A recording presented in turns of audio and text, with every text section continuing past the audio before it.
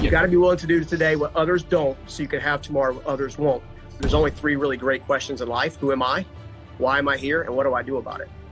Right? If you can answer those three questions, you've got purpose, you've got passion, and you've got commitment. And you've got to believe in yourself. I mean, you've got to #believe, baby. You got to believe in yourself. Ladies and gentlemen, Scoggins in the house. Why don't you give it just a super quick intro for what you're all about? Because I'm a fan of your work, recently discovered you, and want to introduce you to my audience. Oh, thanks, man. I guess you would call it life mastery stuff. I guess the struggle point came through being homeless and went on to create 6 different businesses.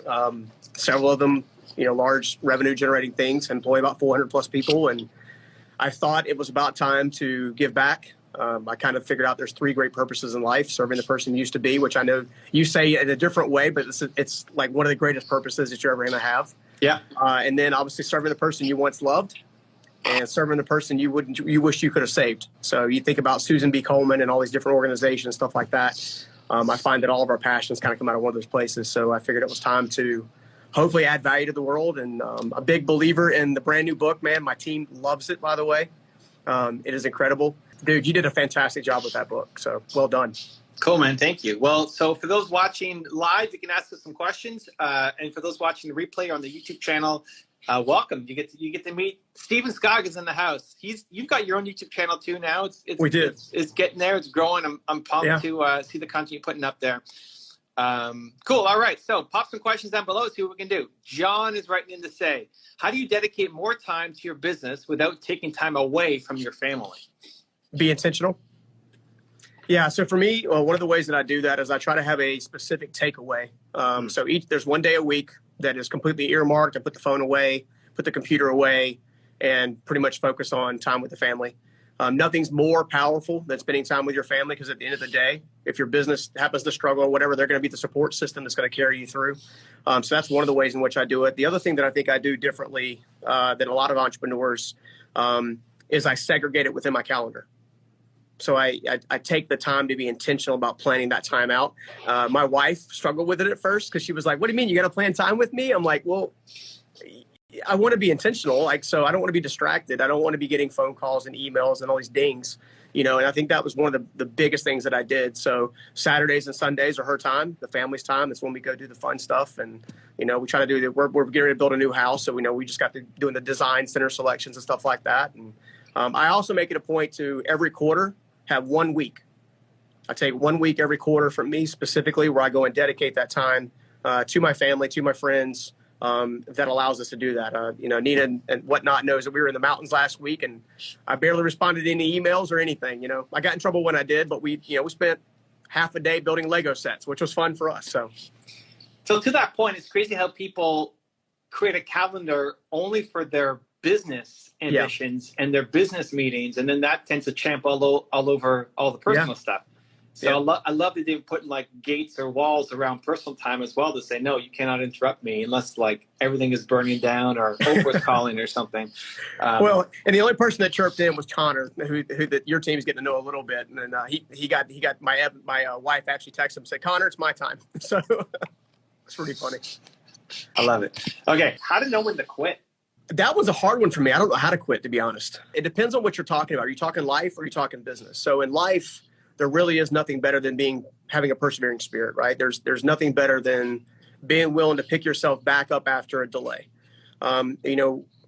If I'd have listened to my limiting beliefs and stayed in that place when I was homeless, then there was no way that I'd ever get to the place now where hopefully I can encourage people how to break free, even though their circumstances may not be quite as dire.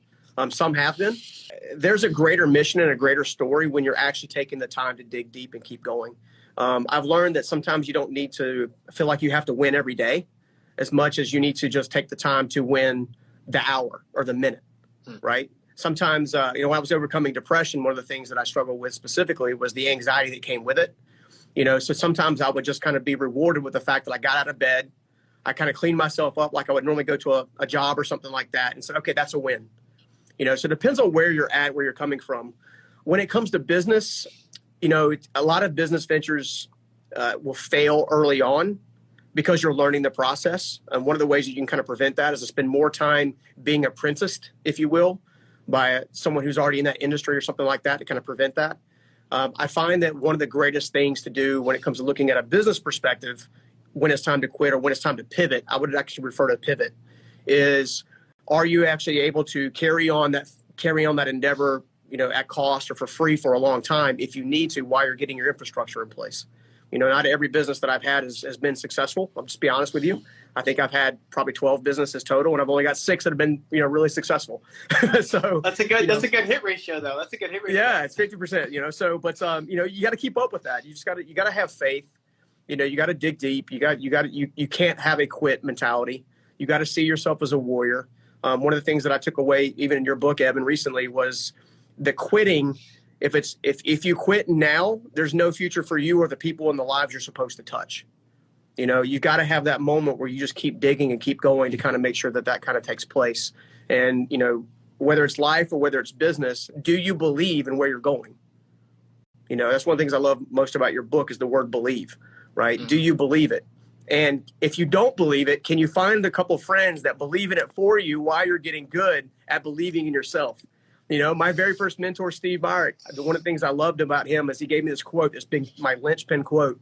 And he said, Stephen, you have to be willing to do today what others won't so you can have tomorrow what others don't. Right? You got to be willing to do today what others don't so you can have tomorrow what others won't. For those of you, if you are going to go super far, if you are going to grind at a super deep level, you are going to have to know that there is a season where you're kind of hidden in the cleft of a rock. There's a season when you're unknown. No one knows who you are. No one knows what you're doing. And that hard work that's hidden becomes the success that becomes visible to others when you put in the work. So hopefully that helps. Yeah, I like it. All I would add is I think you quit when you don't love it anymore. Yeah. I think actually a lot of entrepreneurs stay in businesses or stay in relationships longer than they should. Yeah. Because they actually lost their love for it 3 years ago, but they're only sticking with it out of duty or dedication or, what would people say if I left this business? And then they can't go off and do something amazing. But if you still love it and you quit, you're going to regret it. You're going to be 95 and looking back and say, oh, what if I just gave it one more week or one more month, right? Absolutely. That's the acid test I would use. Owen saying, how to not overthink mistakes. Well, my 2 cents in mistakes are what leads you to success, right? So I'm a high school dropout. I never graduated college. I never went to college, never graduated high school. And my mistakes are what have taught me to become successful over time, right? A lot of people think that, I kind of gave this analogy to one of my sons recently, that you're building a foundation with a brick wall where all the lines are super straight and all the bricks are super nice and like tight and whatnot. I kind of look at it more like stacked stone, right? You're going to have certain stones that are thin, certain stones that are thick, certain stones that are oblong shaped and stuff like that, which represent the messiness, if you will, of how to become successful. So I think one of the things that you need to do is be okay with quote unquote failing, which I don't believe in. I believe it's learning. So either you learn or you win. Right. So I think that's my personal take on overthinking mistakes. If you dwell on your mistakes, you won't be able to basically strategize how to move forward. Yeah. And looking at your content too, one of the things that I pulled out is that you just don't get caught up in overthinking anything. Yeah. Just go, and you don't spend time looking backwards. Yeah. And I think we see that across all the successful people that I profiled too. Is like, you just don't spend that much time looking backwards. Yeah. It's like, what am I doing right now? And where are we going?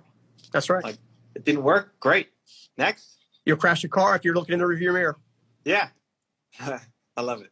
How to push through depression and start becoming more persistent towards your goals. Well, I can only tell you from experience what worked for me. There was a moment when I was right after I went from being homeless, in a room in my brother's mobile home that we had. And while I was in that mobile home, I had to get really clear on what it is I thought I wanted to do or what I thought it is I needed to become. So one of the most pivotal moments for me was just having a notepad and a pen and laying out what would be the perfect life if I could actually create it. Not knowing if I could or not, right? But actually taking the time to kind of just dream. Like what would it be like to do a specific thing or be with a specific person or have a specific thing or be in a passionate career or something like that I loved. That was my greatest tool that I used. And then what I did was I took that same list of the life that I wanted knowing that I didn't have it at the time, knowing I didn't have the skill set, I didn't have the teaching, I didn't have the mentorship, I didn't have the education, and I decided to put it up on my mirror. So every single day when I woke up, I had to look at that list, and I had to ask myself, did I take a step today that was going to lead me towards that level? Right? Did I actually take a step? Did I pick up the phone? Did I go and try to find a mentor? Did I read a new book? Right? There's a term, readers or leaders, I think everybody's at least heard of once, right? Books are powerful, right? Those are mentors in print, right? Those are mentors from a historical nature that have already been there, done that, right? Did I take some time that day? And what I did was I let my life build on each individual win, step by step by step by step. And then what happens is you don't really realize you're coming out of the depression state, or you don't really realize you're coming out of anxiety or fear. It happens because you're taking a daily step. 365 days in a year, if you take a step every day, you're already going to be a lot further along than if you've never taken a step to begin with. So why not just take one step? So how did you get over that? You're sitting there, you were homeless, you're in your brother's mobile home, you write these things on a mirror. How do you get over I can't do that? Like, that goes, me? There's no way I can do that. Like, I think that's where a lot of people will have one day where they think, I can do all this amazing things, and they get motivated and inspired. I'm going to go change my life and be a millionaire, or whatever. Yeah. But then they wake up the next day, it's like, I can't do that. Especially someone who's depressed. Like, how did you get out of that? Well, for me, I focused on the tactic. Like, I focused on the step. I didn't focus on whether or not I believed I could do it or not. I didn't focus on my limiting beliefs at all. Because, to be honest, I was completely unsure. But I knew if I didn't at least try, if I didn't at least take a step, then I knew I was never going to get there. So I set my goals pretty high. I raised my standard, if you will. I decided that I was going to, get up every morning and, at 5 or 6 a.m. and do some workout just to kind of get my blood flowing, right? I just changed my behaviors based on the life that I wanted, and it happened slowly. Literally a year later, you don't even realize you're coming out of depression until you can literally look back a year later and see it's happened. Right? If you focus too much on, hey, I feel depressed, I feel like I don't want to play a role in the world. If I feel like, there were certain days I didn't want to get out of bed, like straight up didn't want to get out of bed. Curtains are drawn, dark rooms. I don't know how long that process was, but I can tell you that when I stayed there, I knew nothing was going to change. Absolutely knew nothing was going to change.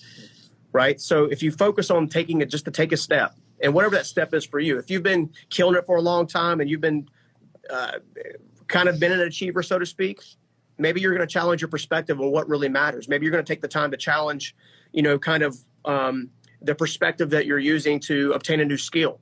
Maybe you're going to partner with new people.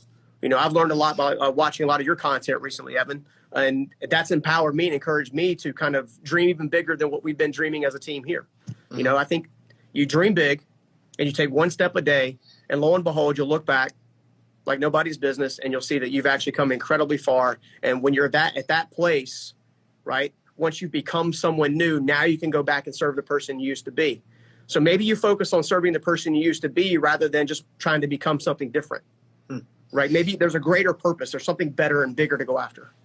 Yeah, I think surrounding yourself with people who have come out of it, even just as, like, I've never been depressed. I've had anxiety, I've had problems, but I've never been, would never say I was depressed. So I may not be a good role model for you, but Steven has, and he was homeless and lived out of his brother's, mobile home, and now has 400 employees, right? And so if I'm you, I subscribe to Steven's YouTube channel. Like, this videos, what is it every day? Are you daily now on your channel? Yeah, so we're posting a video every single day. 5 days a week, not every single day. So we take 2 days off because we have to edit. So. Right. So, but in looking at that, it's like, hey, here's someone who's exactly like me, who's come out on the other side, and I want a mindset like him. Like, how did you make that shift? And there's always, you have so many videos and so many stories that you're sharing. Like, if that was me, if I've been homeless or I'm depressed right now, I find guys like you, and I'm consuming their content every day to say, like, it's possible. If you could do it, maybe I can do. And just that seed of hope can be the thing that keeps you going. Did you have something like that you looked at and said, this is what I want to become? We didn't have the internet when I first started digging out, but what I did have was I did have Steve Myrick, and I did have Susan Batts, who the world will probably never know about, with exception of when I'm on a stage somewhere, I can talk about the impact that they made to me. right? Got it. Susan Batts talked me off from taking my life, and Steve Meyer taught me business skills, and he taught me relational skills. He taught me to dream bigger than my circumstances, because had I followed my circumstances, I would have probably stayed in the same place in the same state, right? I forgot who actually originated the quote, but show me your 5 friends, I'll show you your future, right? You got to choose those relationships well. We talked about on one of the videos we had something called the mentorship matrix, right? There's 4 areas that right now in this day and age that you can actually get mentorship, right? There's the one-to-one relationship like I had with Steve. There's the historical, which comes out of books and stuff like that. There's the digital side that comes out of like videos and podcasts and things of that nature, right? And then there's what's called a co-star. There's somebody that comes alongside of you that's kind of in the same place. Maybe they're a little ahead, but like a ping pong partner, like where you can bounce ideas off of, right? Well, maybe this is the right direction. Maybe this is the right direction. There's a conversation. That conversation breeds new thought, which breeds new action, which breeds new results. I love it. And I think there's also the evolving. I don't think you consider this a digital mentor, but for people, like if you go live on Instagram and people can ask you questions and you can bring them in like this, they may not ever have that opportunity to come and see you and talk to you and you're a busy guy, but they can spend 5 minutes, 7 minutes with you on Instagram live. And actually, it's not just a digital, like I'm learning from afar.